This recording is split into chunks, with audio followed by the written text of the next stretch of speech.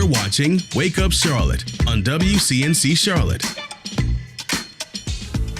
Well, good Saturday morning to you. I hope your day is off to an amazing start. You're getting a live look over Uptown right now where it's looking beautiful. We'll have to see if your day is going to be just as beautiful as that throughout it. Thanks for starting it with us. I'm Kaylin Hagwood. And I'm meteorologist Brittany Van Voorhees. I'm happy to report that we overall have a great weekend. All right, looking forward to that and happy to see you today, my friend. I know. Missed you on Sunday. If you can tell, I'm still a little sniffly.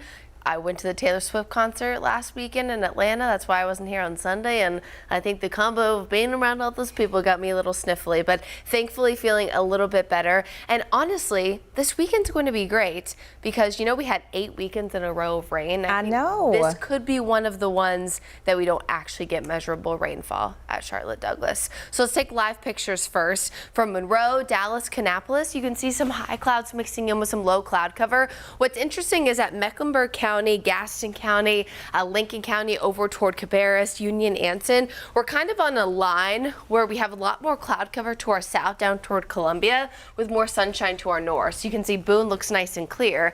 This is kind of going to be one of the dividing lines this afternoon on who actually does see the opportunity for some rain. So of course those live pictures right now, you can see that there across the board. Everyone still though looks pretty nice as we're kicking off our morning here. So here's satellite and radar. Again, you can see kind of those clouds down to our south, known as Greenville, Newberry, down toward Camden. We are seeing more abundant cloud cover, even some showers there in the upstate of South Carolina, down toward Atlanta, Georgia. But of course, areas to our north and east, you can see clearer skies over toward Raleigh. So where are we temperature wise? Well, similarly to what we just talked about with the cloud cover, areas that are seeing clouds right now are a touch warmer. Notice Greer at 55. We have 53 there for Rock Hill, Lancaster at 54, but then 40s up to the north where we're a little bit clearer. So again, this dividing line is going to be a lot of a driving factor, I will say, to whether or not we see rain this afternoon. I'm going to keep those chances low at about 20% for most of the Charlotte area, which means a lot of sunshine, but I don't think we're necessarily going to be completely dry this afternoon. So of course, coming up, I'm going to time those out for you hour by hour. We'll look ahead to Sunday too, which will feature a chance for rain, but a different kind of time frame. More on that, of course, coming up. Breaking this morning, CMPD tells us one person is dead after a car crash on Old Statesville Road. They say Gibbon Road going toward I-77 at Statesville Road is shut down. Expect to take an alternate route. We are working to find out more details as to what led to the crash, and we'll keep you updated as we learn more. Well, a man facing a judge after police say he stabbed someone on the Lynx Gold Line Thursday. We're getting new details about the suspect's history and what riders are saying about safety on the route. Wake Up Charlotte's Austin Walker has the details. You can see the Gold Line is back to normal operation after Thursday's stabbing, but some people say this could happen anywhere, while other riders say this makes them cautious of their next ride. A scary scene on Thursday, leaving some streetcar riders searching for answers. I was like, oh my God, they need metal detectors maybe, I don't know. Thursday afternoon around 4, CMPD responding to a call for a stabbing on the CityLinks Gold Line. Police arriving to the 800 block of West Trade Street, just steps away from Johnson & Wales University, finding a victim sustaining serious injuries and medic transporting them to a nearby hospital. All while the suspect flees away. Okay, Mr. Watson. CMPD later arresting the suspect. Friday morning, 49-year-old Robert Bruce Watson making his first appearance in court for a bond hearing. WCNC Charlotte learning. Police reports show Watson has a fugitive charge out of South Carolina. We also learn this act of violence was random and the suspect does not know the victim. Carmen Harrison uses the Gold Line almost daily and says she hasn't had any issues. But following the incident, she says additional safety measures and security would be reassuring. Because you don't never know what people is holding. I mean, they can have a gun, a knife, a machete, or anything. And others say Katz has already taken precautions. They usually have like security and stuff like that, and that probably was just a rare occurrence. Yeah, I never seen any incidents on a train. Katz sending a statement saying, quote, "This is a tragic incident for all parties involved, and the safety and well-being of customers is Kat's top priority and concern."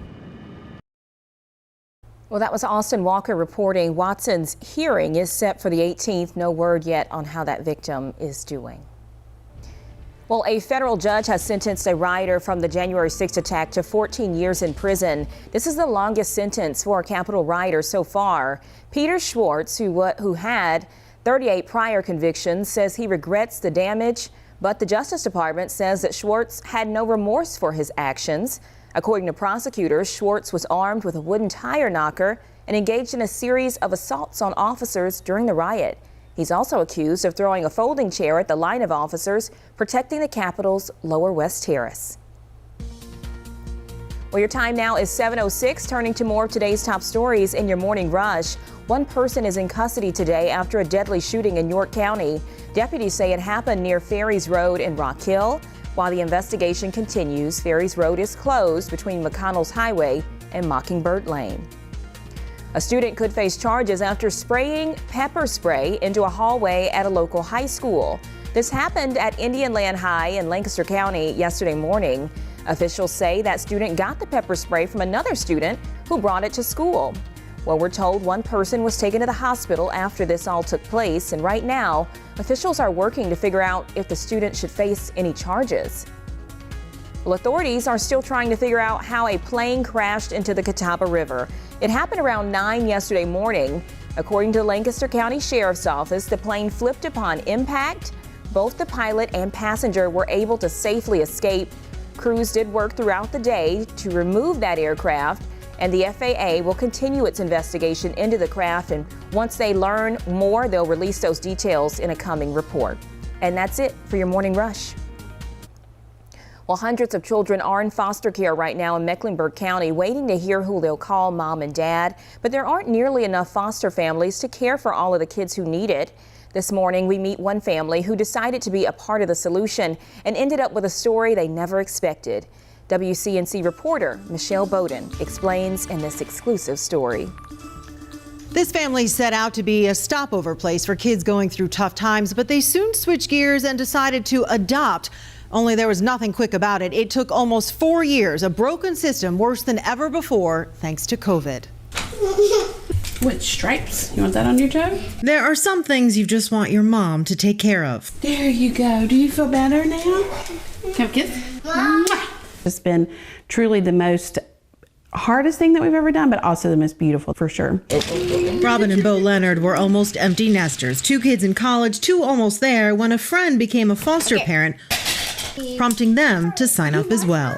And our goal initially was to have 100 kids, just a few weeks, a few months at a time, and have a temporary situation. That was what we thought we were getting into and would provide. And then the second child into their home, a 13-month-old little girl.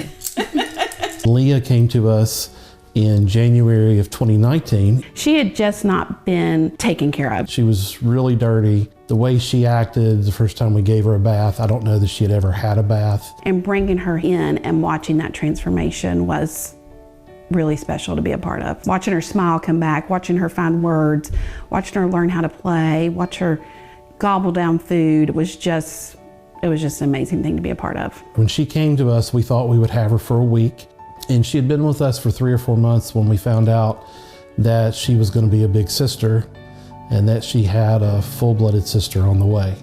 So Hattie was born just a few days short of a year of when we got Leah. And she's been with us since she was 2 days old. When social workers told them there was no one in the family fit to take the girls, they immediately made the decision to adopt. You were having monthly visits, court dates, working with bio parents and social workers, my social worker and their social worker. So there's just a lot of outside stress that comes into it. So that's the hard part, and the unknowing of what tomorrow is going to bring. But it would take 3 long years. Because the cases took so long, there were judges that came and went from family court. We also had some changes in the attorneys for the county. So there were a lot of people coming and going, and it felt like we had to start over every time there was a new person. Leah is very bright and very aware and knew just enough to know that my last name is different. When I go to school, she just had enough to have this yearning for permanency. And when the adoption came through for her, she just felt such relief and such happiness around it, which was really just so special to be a part of it. Leah is now 5, Hattie now 3. We sat down with the girls themselves. Are we doing over? No. What were the papers? What did the papers mean? I got adopted. I get to be in a family. The Leonards say their family will never be the same, and they are so grateful for that. We're nothing special. We're just ordinary people that got to do an extraordinary thing, and it's changed every single one of us. Their oldest daughter, Molly, went through training to be a foster mom. Daughter Ellie is in college studying to be a social worker. But it's full and it's good, and there's so much laughter. I'm not trying to romanticize it. I mean, there's hard days and it's exhausting, and I'm so much older doing this, but it's amazing to do it. It's just an amazing thing to be a part of. Coming up tomorrow, the shocking thing we discovered while working on this story. What happens when there aren't enough foster families, when a child has nowhere to go? What we found out, it will haunt you. That story, you won't want to miss it. That's tomorrow at 6. Back to you. Thank you, Michelle. If you are interested in learning more about how to foster a child, there's a class later this month. We've got more information on that and many more resources on our website, WCNC.com. Let's talk a little travel news. Summer is on the way, and Spirit has announced a new batch of flights out of Charlotte Douglas. Travelers can now fly directly from the Queen City to Nashville and Dallas. And starting now, you can book trips to Los Angeles through the airline. Spirit says they want to keep giving people more travel options at affordable prices. If you're looking to find some fun this weekend, you won't have to travel far. Fort Mill is hosting its 14th annual Strawberry Festival today. Our Larry Sprinkle has a quick preview on how you can satisfy your love for fresh strawberries from the farm.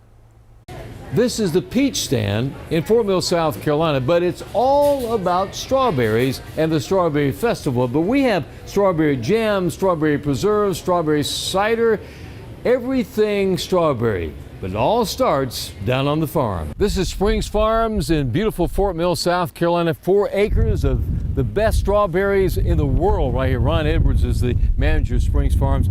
Looks like a great crop this year. Yeah, we got a really good crop. Yes, the sir. Sweetest strawberries in the world, right? In the South, yes, sir. In the South, yeah, I'm saying in the world. Hey, I agree with that. Well, we have a good crop. As you being a weatherman, you're fully aware of the weather we've had, and we've had some challenges with the rain and so forth, but plenty of berries. Use this field too for pick your own. People come out and actually pick their own berries. Looking forward to the Strawberry Festival so everybody can have some strawberries. Yeah, I love the Strawberry Festival because, you know, it's not just picking and eating them. There's so many things you can do with strawberries. People pick their own, and what do? What do they make? Well, you can get them deep fried. You can get them on top of funnel cakes. They're just, it's kind of neat to see what each vendor does with strawberries because they're challenged. Each vendor's challenged to have something with strawberries. The Strawberry Festival, Fort Mill, South Carolina. Chris Tardelli is the PR manager for the town of Fort Mill. This is an exciting time, and so much has gone on with the Strawberry Festival. All started last weekend, right? It sure did. We've had a whole slate of events from the last few days that included our beauty pageants. We had our Sprint and Stroll 5K, our Strawberry Soiree, our festival brunch. So we've just been very excited. It's really fun for the whole family, right? It is. We're very excited. If people are interested in strawberry food, we actually have a strawberry menu we've made this year. Shows off all the different kinds of food each vendor will have that's strawberry related. We'll have strawberries for sale at the 2 entrances, but then we have a full day of rides and excitement. Strawberry time in America happens right here in Fort Mill, South Carolina. You like strawberries? We got the very best, and maybe we'll bring a few back to the station. Larry Sprinkle, back to you. Well, thank you so much, Larry. Many of us, including myself and Brittany, will be at the Strawberry Festival today. So if you see us, come say hi. You can find more information about events and when you can pick the berries on our website, WCNC.com. And Larry Sprinkle always delivers. If he is at an event where there's food, he will bring stuff back. So he brought these strawberries. Got a few I was eating them during the 4 p.m. newscast last night. Strawberries are my favorite fruit. That's actually why I wore red today in honor of the Strawberry Festival. It's a lot fresher than if you go to the grocery store, getting it directly from a farm. This is amazing. And Caitlin and I were talking during Larry's story. I think that I might try a little deep fried strawberry. I did not know that you could deep fry a strawberry. So that I mean, they say the sweetest, berries in the South, and I think I'd have to agree. So hopefully you guys will come out and see us. Of course, there's a lot of fun events going on this weekend, and I'm glad that the weather's looking better. Definitely. All right, guys, here are a couple more stories that you should be looking out for in your day. We're learning more about a proposal to bring a social district to Uptown and South End. Now, Charlotte Center City Partners is telling us that they've recently submitted the plan for consideration. A social district allows people to walk outside with alcoholic drinks, and those who would have them purchased will have to get them from participating businesses. Now, several neighboring cities, including Gastonia, Kannapolis, and Monroe, have social districts in place already. And as we talk about reasons to get out and explore and have fun, you're taking a live look right now over Beach Mountain, where the sun is rising. It's looking just absolutely beautiful. Brittany Van Voorhees has a check of your weekend forecast in just a few minutes. But first, if you're a frequent driver in Charlotte, you've probably seen or driven through the express lanes, right, on I-77. For a small fee, drivers can zip through for a quicker, congestion-free commute. But one person on Reddit claims since they ride a motorcycle, they can actually use those express lanes for free. So is that true? Wake Up Charlotte's Megan Bragg verifies. The traffic around Charlotte can be a pain. That's why many motorists decide to pay a little extra to get places faster using the I-77 express lanes. A Reddit user claims because they drive a motorcycle, they can travel the express lanes for free. So the question, can motorcyclists use the I-77 express lanes for free? Let's verify. Our source is the North Carolina Department of Transportation and NC Quick Pass. According to NC Quick Pass website, certain vehicles can use the express lanes for free, and that does include motorcycles not pulling trailers. In an email from NCDOT, they tell us this was a rule based on Federal Highway Administration's guidelines, which allow motorcycles free travel in Hove Lane because the wear and tear on roads caused by motorcycles is minimal. According to NC Quick Pass, other vehicles that can use express lanes for free include those traveling in a vehicle with 2 or more passengers. However, they must first set their Hove status with Quick Flex or Quick Pass transponder. First responders and registered transit vehicles can also go through express lanes free of charge. So yes, we can verify that motorcyclists can go through the I-77 express lanes for free. With your Verify, I'm Megan Bragg. All right, an interesting fact there. If you have something you want us to get verified, email us at verify@wcnc.com. All right, guys, time to connect the dots and we make the news make sense. Everyone likes to splurge on their favorite things when they're feeling sad, but a new study says we may actually indulge in retail therapy when we're actually happy. So here's Ben Thompson. Our mental health can impact our shopping habits in a surprising way. Let's connect the dots. When it comes to treating ourselves, people might actually see retail therapy as a reward. A new study from the Conference Board shows that people are more likely to buy anything from a new outfit to ice cream when we think our mental health is improving. And it comes during a tough time for folks' finances. People reported that since the pandemic, their finances are worse off. And even if people can't afford it, they'll still pay for luxuries if they're in a good mood. The reason? A better mental state means a more active social life. The study found connecting with friends and family leads to people spending more money. They're splurging on things like ice cream, clothing, coffee, and spa services. So the next time you're in a really good mood, don't be surprised if you end up spending more money. And that is connecting the dots. So in other words, you spend money if you're down, you spend money if you're happy. We just spend money. We just like to spend some money. Well, if you want to restock your library, this is actually a free thing you can do. It's Comic Book Day, and several stores and libraries in the Charlotte area are giving away free comics and graphic novels. Now, those include Allegra Westbrook's Regional Library on Beatties Ford Road and Rebel Base Comics and Toys on Sharon Amity Road. And they're also hosting free art events as well. All right, let's talk some weather news as we take a live look now over Lake Norman, which It's just gorgeous. I've been saying it's gorgeous all day, Brittany. Yeah, you really have. And honestly, I think that this weekend is going to be great. So just to do a little math here. So there have been 17 weekends so far this month. No, I'm not including this weekend. 11 of those we've seen rain, which is not atypical for like spring, summer, but pretty not normal for like late winter, early spring. But 8 of those have happened in a row.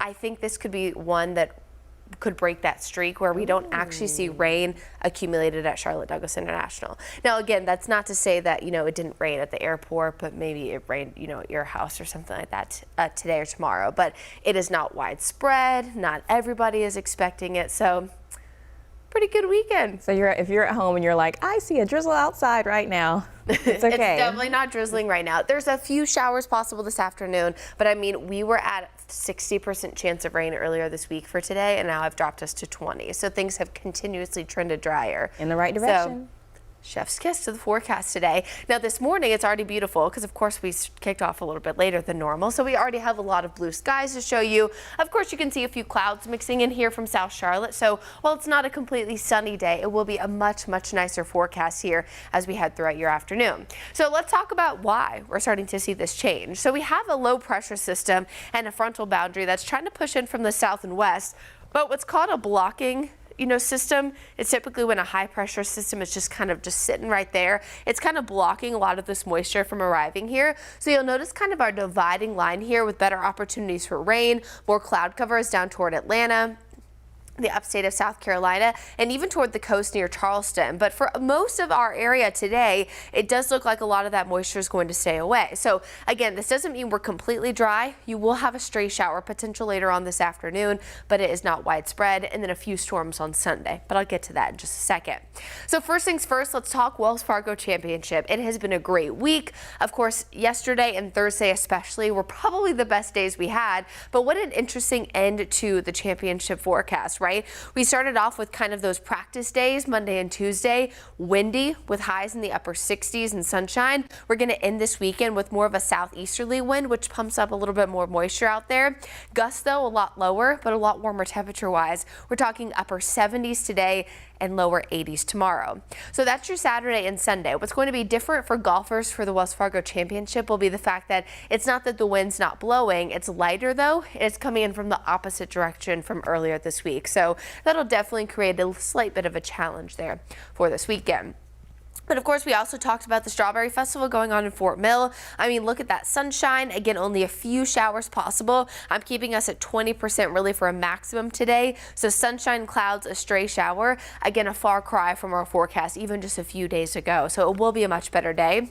I wanted to show you Futurecast to kind of see there a few clouds mixing in. So again, not completely sunny, and see those little pop-ups of green here and there. Again, they're going to be around. I just don't think they're going to be around for a lot of the area. And then tomorrow we will start off with a few more clouds, and then a better opportunity actually for some storms Sunday afternoon for the mountains, late afternoon into the evening for us here in the Charlotte metro area. So we are going to pop up that opportunity for some thunderstorms. I think this will actually be pretty much the biggest risk when it comes to the championship tomorrow. Outdoor plans tomorrow will be those late afternoon, early evening showers and thunderstorms, just because we know, of course, lightning typically causes an issue.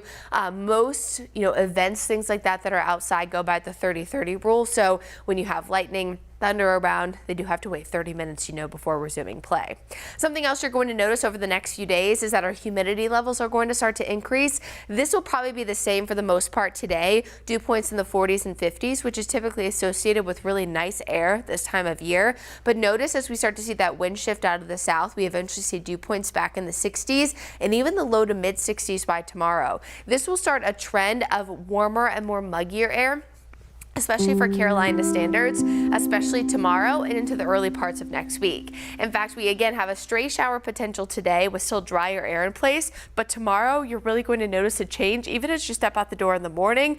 Then with a high of 81 degrees and that muggy air, it's going to feel it. And then you'll feel it even more so by Monday and Tuesday. And that's one of the reasons why we have those low end rain chances in the forecast to kick off the work week, Caitlin, is that anytime you get warmth, you get humidity, and you get any kind of daytime heating, oftentimes that results in scattered storms. So make sure you're prepared for that, and make sure you're prepared for the upper 80s by Tuesday. It could be close to our first 90-degree day of the year. goodness, things warming up. Let's take you over to Quail Hollow, where the third round of the Wells Fargo Championship getting ready to start. Wake Up Charlotte's Ashley Stroline was able to catch up with one of the players. You mentioned friends, family, getting to be out here. A lot of folks living in North Carolina. So what does it mean when there's a tournament where you know they can easily get to and come out and support you? Yeah, it's huge. It really is. My parents being a few hours away, and my sister as well, and my best friend, I stay with him about 20 minutes away here in Longview, Paul. And so it's just it's a lot of fun for me. Being a Dookie, I get harassed by a lot of Carolina folk and NC State folk, so I'm okay with that. But I'm going to come back at you. I'm going to come back at you with Coach K stuff or Duke stuff, but it's all good. I love being here in North Carolina. Yeah, lots to be proud of when you're a Blue Devil. And just looking over your career, a true story of underdog, resiliency, and now 14 years on the tour, as you mentioned before this interview. Just looking at your story, to be out here competing in this tournament, to have the success that you've had, 2 PGA Tour wins, what does it all mean to you? Yeah, well, it goes fast, I'll tell you that. Gosh, I mean, I spent 6 years living in my car on the mini tours after I graduated from Duke, and now I've been out here since '07. But it goes fast. It's a funny cycle. You know, at first it was just me and my wife, and then we have 2 kids, and then they were traveling with me. But now they have activities, so now it's kind of me by myself again. So I'm kind of like the old guy to a lot of these young, but that's fun too. It's kind of like mentoring and being the big brother. They call me Gramps sometimes, which I don't appreciate. It's gray hair. But kind of like mentor and be a big brother to a lot of these guys and take them to dinners and try and help them with life stuff and golf stuff and tour stuff and just be present.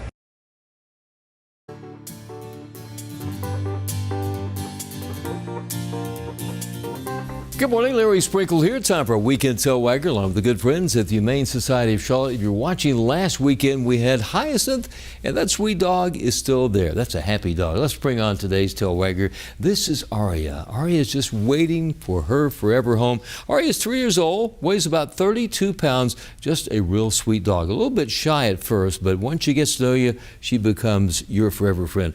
Loves to be close. You can call her the typical lap dog. Look at that face right there. That is a sweetheart. One of her favorite things to do with you is to ride in the car. She's great on a leash. I would say she'll be the perfect pet. Aria is her name if you'd like to adopt her or check out any of the animals at the Humane Society of Charlotte. Go to 1348 Parker Drive or log on to humanecharlotte.org. That's humanecharlotte.org for all the information and to set up appointments. So she's sitting there waiting for you right now. Her name is Aria. She's 3 years old, and she is our weekend tailwagger. Well, changing gears here, happening right now, King Charles's coronation at Westminster Abbey. It's been 7 decades since the last coronation when Queen Elizabeth was crowned in 1952. The religious service is being led by the Archbishop of Canterbury. The ceremony is expected to last about 2 hours. Then a procession will take the King, Queen, and several members of the royal family back to Buckingham Palace, where they're expected to gather on the balcony or the traditional wave to tens of thousands gathered outside. And King Charles has officially now been crowned. You can watch that ceremony live now on WCNC. Certainly a historic day. Yeah, I was about to say, you know, I don't know a lot about the royals. That's, you know, not something that I keep up with a lot, but I do think it's very interesting from a historic perspective. I know we've talked about this, we both like history, and a lot of people, right, that are alive, including us, have never seen something like this. Right, so to see a change of guard, so to speak, something like this, so momentous, so it's a really that big is deal. Cool, you know, to watch it this morning. I was watching it as I was doing the forecast on our channel.